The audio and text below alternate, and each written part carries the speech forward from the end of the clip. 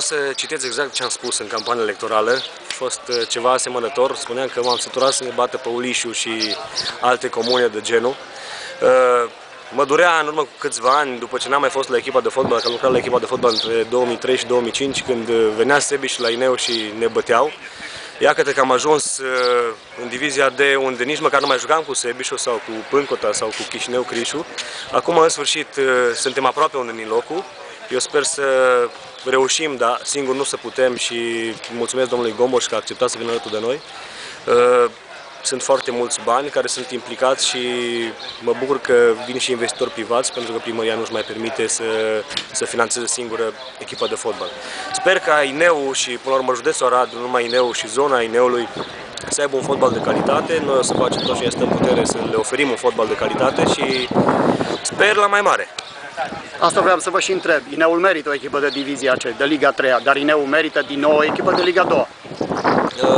Doar Ineu nu suntem în stare să ținem o echipă în Liga 2, chiar și cu domnul Gomboș. Dacă vor mai fi oameni interesați alături de noi, atunci sigur că la Ineu consider eu personal că se poate face o echipă și mai mult un centru de copii și juniori. O implicare benefică, iată că Ineul a reușit promovarea. Veți merge mai departe pe mâna lor? Deocamdată a fost o comunicare între noi. De aici încolo încerc să stăm de vorbă cu domnul primar, cu conducerea din Ineu, și sper să facem o echipă frumoasă și să continuăm. Depinde de înțelegerea noastră cu dânsii și eu sper ca să îmbunătățim fotbalul în județul Arad cu această echipă și să facem o figură frumoasă. Te bucur că te întorci într-o ligă superioară și faptul că ai ajutat ca Ineu să se întoarcă într-o ligă superioară? Mă bucur foarte mult. Cu acest gând am venit acasă, am întâlnit niște oameni care vor să facă fotbal la Ineu, care sunt preocupați pentru fotbal, un antrenor care e foarte preocupat și care își dorește foarte mult să facă performanță, și eu cred că la Ineu se poate face. Cu oamenii care avem în jurul echipei, cred că putem face performanță. Sincer, nu rezist să nu te întreb. Ai ratat extraordinar. Ce te-ai gândit atunci în momentul în care... Da, am ratat foarte mult, n-am făcut o săptămână antrenament, am avut o întindere, am făcut-o miercuri la Curtici, joi la Curtici, am făcut injecții ca să pot să joc și am putut duce fizic mai mult de 55-60 de minute, după aia am fost foarte obosit. Mă bucur totuși că am ajuns acolo, că nu m-am accidentat, că puteam să mă accidentez foarte grav și că am putut pune umărul la această promovare. Lumea spune că voi păcătuiți prin faptul că sunteți foarte mulți jucători cu multă experiență, care știți foarte mult fotbal și poate prin asta doriți să arătați foarte mult fotbal și atunci vin aceste sincope. E adevărat? Nu, suntem într-adevăr o echipă cu experiență, o echipă care de jumătate de an cel puțin suntem acum împreună și eu zic că încercăm să practicăm un fotbal frumos. Toate că greșelile, cine nu încearcă nu greșește, e normal să apară greșeli, dar eu zic că am făcut multe faze frumoase, ne-am creat multe situații și ocazii de gol. Trebuia să fim mai concentrați în fața porții și zic că altfel era scorul, era altfel scorul. Ineu Liga 3, crezi că Ineu va mai reuși performanțele atunci când era în Liga 2 și făcea furori? Eu zic că la Ineu se va crea o echipă frumoasă, o echipă bună, care să facă o treabă frumoasă în Liga 3. Ești unul dintre cei mai experimentați jucători ai Ineului, ai prins vremuri extraordinare atunci în Liga 2 cu Ineu. Astăzi ai reușit o nouă performanță. Cum a fost meciul? Cum te-ai simțit? M-am simțit bine, eu zic că meciul a fost destul de echilibrat. Am avut noroc, am marcat chiar la sfârșitul primei reprize și meci echilibrat. O echipă bună și ei și noi, eu zic că am fost mai peste ei. A decis plusul de experiență? Clar, am avut experiența în avantajul nostru și s-a văzut asta în teren. E o echipă mai tânără, noi o echipă mai experimentată.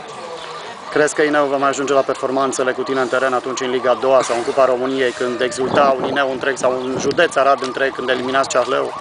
Eu ce să zic, asta nu depinde doar de mine, depinde dacă o să vină oameni cu bani la Ineu, dacă se vrea, ce se vrea mai departe, performanță, aici asta se depinde de bani. Dacă o să fie bani, tot ce e posibil și să mai promovăm o dată la Divizia B ar fi o mare bucurie să mai pot să joc o dată la Divizia B cu Ineu. Sigur că am putut să fac parte din această echipă frumoasă. Sper pe viitor să rămânem împreună. În momentul ăsta nu mai am ce să promovez nicio echipă, dar mai am un singur vis, să promovez cu Chișinău Criș, orașul meu natal, pe teren.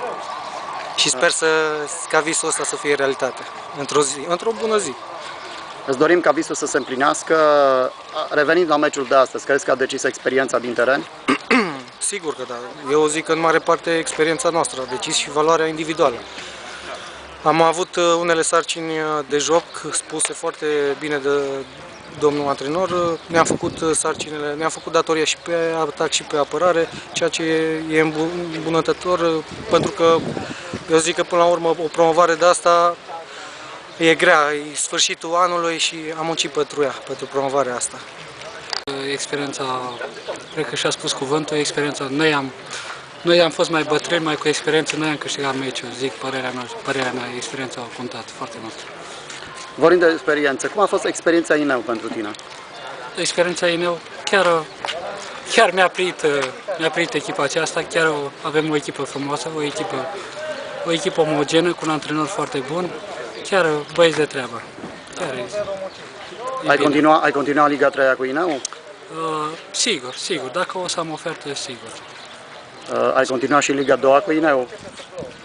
Mai vedem, să ajungem până acolo. Și Știu un pic din istoria INEU-ului. INEU a fost o echipă bună de Liga 2. Da, știu foarte bine. Eram la Gaz Metan că jucam contra la. Ovidiu, n-a fost un meci ușor. Nu a fost un meci ușor, cel puțin în a doua repriză.